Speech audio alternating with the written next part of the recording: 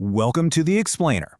Okay, picture this. You're on a massive road trip, your eyelids are getting super heavy, and you decide that pulling off the highway for a cheap night's sleep is, the responsible thing to do.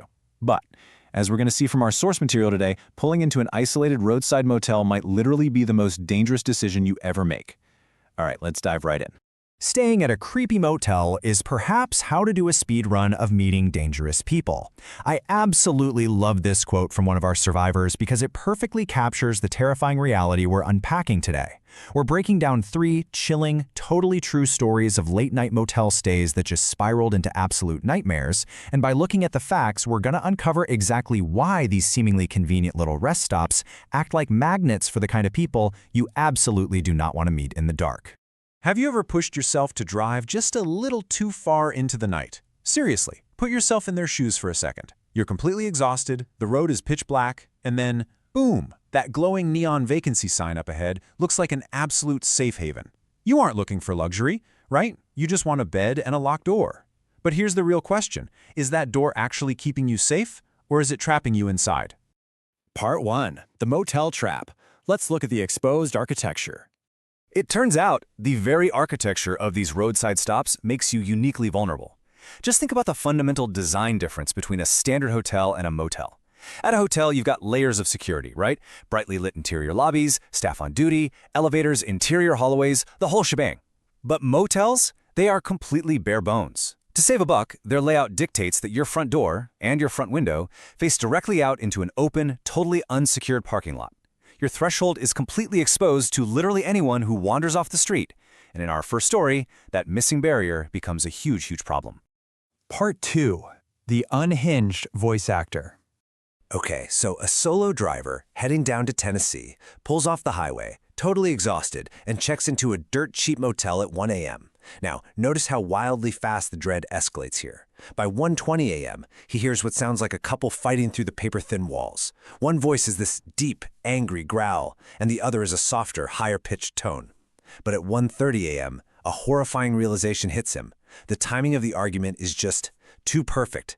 Zero overlap, nobody interrupting anybody.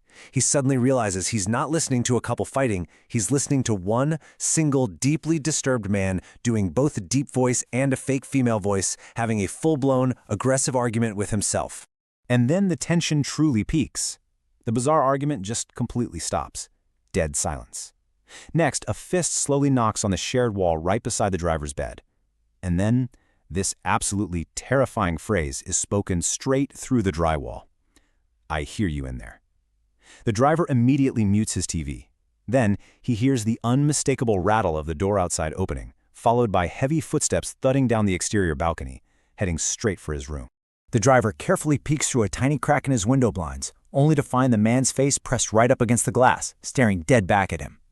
The man then starts practicing his creepy character voices right outside the door while aggressively pounding on it.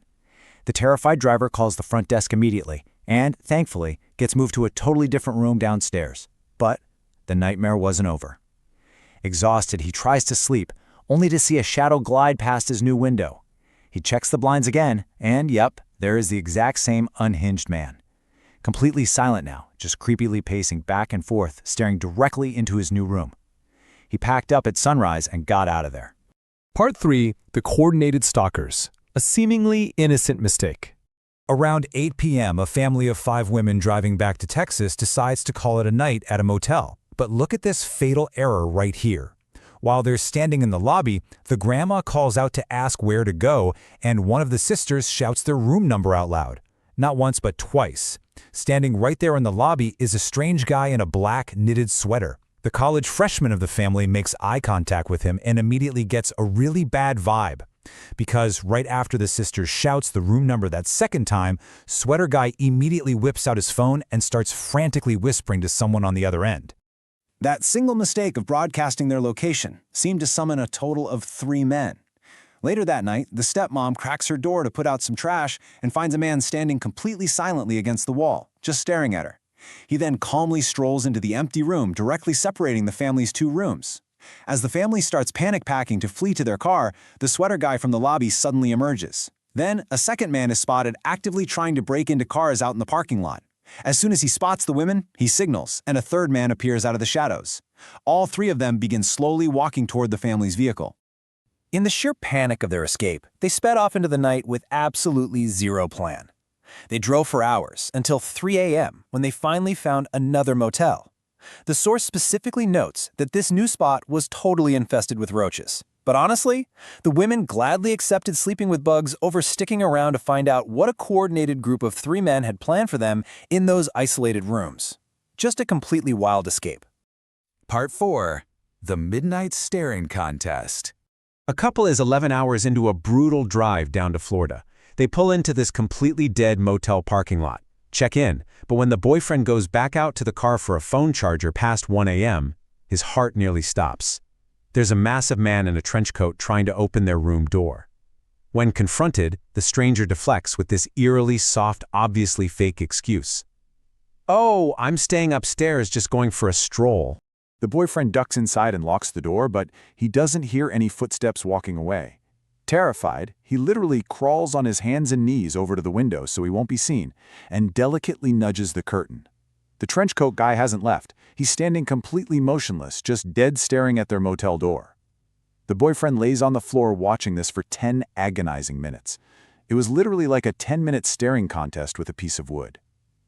When he finally wakes his girlfriend to verify he isn't completely losing his mind, she looks out, but the man isn't at the door anymore. She gasps and points across the parking lot. The man had moved and was now standing completely still, staring directly at their window. They wait in absolute terror for hours, hearing footsteps brushing past their window in the dark. The chilling climax hits the next morning when they rush to the front desk to check out. The boyfriend tells the owner about the massive guy in the trench coat wandering down from upstairs. The owner looks confused and then terrified. She tells them she has no idea about a man in a trench coat. In fact, she drops this bombshell. "You were the only guests here last night."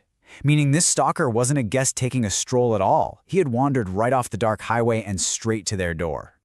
Part 5. Surviving the night. So what practical takeaways can we pull from these close calls? First up, protect your information like your life depends on it. As we saw with that family, the lobby is a highly public space. Literally anyone could be listening. Never, ever say your room number out loud. Second, use the motel's architecture to your advantage. Maintain situational awareness by checking through the blinds before you ever open your door to a knock. And finally, trust your gut. If something feels even slightly off, be fully prepared to abandon your refund. Pack your bags in seconds and bolt. Your safety is worth infinitely more than a $60 deposit for sure. These stories prove that the budget-friendly convenience of a motel comes with a massive hidden cost. Absolute exposure to the outside world. So I want to leave you with this final thought to ponder on your next road trip. Next time you're fighting heavy eyelids and you see that glowing neon vacancy sign burning in the dark, will you pull over? Or will you find the strength to just keep driving? Because sometimes being completely exhausted behind the wheel is far safer than the strangers waiting for you in the parking lot. Thanks for joining me on this explainer, and hey, stay safe out there.